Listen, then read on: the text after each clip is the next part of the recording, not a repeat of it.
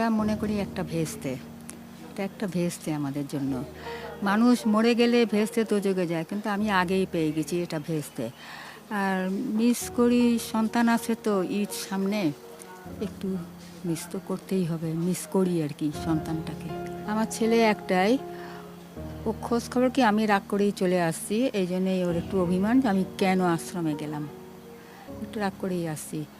আর তাছাড়া কুটোকুটি ওর সাথে আমার হতো, তবে ছেলে তো বিয়ে করে নাই, সেই জন্যেই একটু মানে আমার অভিমানটা বেশি, ওর চাইতে বেশি, যে ও কথা শোনে না, অবাধ্য। কিন্তু সে যথেষ্ট কোয়ালিফাইড, আর তার ইনকাম সোর্সও ভালো। সে কোচিং সেন্টারে আছে, ও লেভেল আর এ লেভেলে। সে মাস্টার্স করছে ঢাকা ভার্সিটি থেকে, আর MBA করছে ক্যালকাটা থেকে।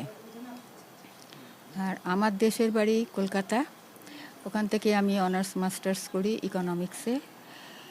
আর চাকরি ক্ষেত্রে আমার চাকরি হয় এখানে অক্সফোর্ডে, ওখানকার টিচিং প্রফেশনে আমি ছিলাম 17 বছর অক্সফোর্ডে।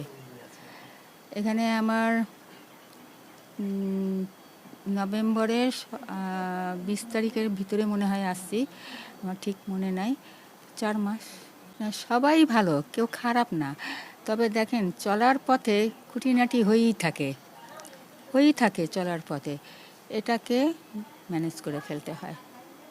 স্বাভাবিকভাবে নিলে কোনো কিছু খারাপ না, সব কিছু স্বাভাবিকভাবে নিতে হবে, ঠিক আছে? ধরেন সংসার জীবনেও খুঁটিনাটি হয়, কিন্তু তাই বলে সেটা মনের মধ্যে আমি পুষে রাখবো, এটা তো না।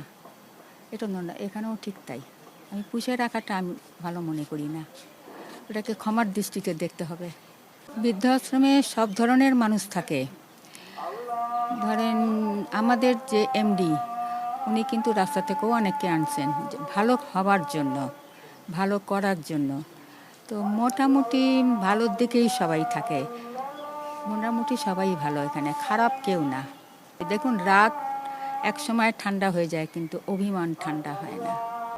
অনেক ক্ষেত্রে না করলে ছেলে কিন্তু সন্তান অবাধ্য হয়ে যায়, অনেক ক্ষেত্রে নিজের মনকে শক্ত করতে হয়।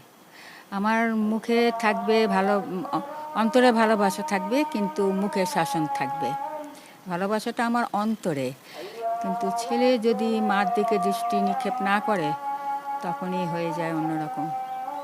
বেশি ভালো না রে বাবা, ওলা নাই এনে বালা কান্দরে নাও, ঈদ গান সান গান আছে, আমার কোনো খবর নাই।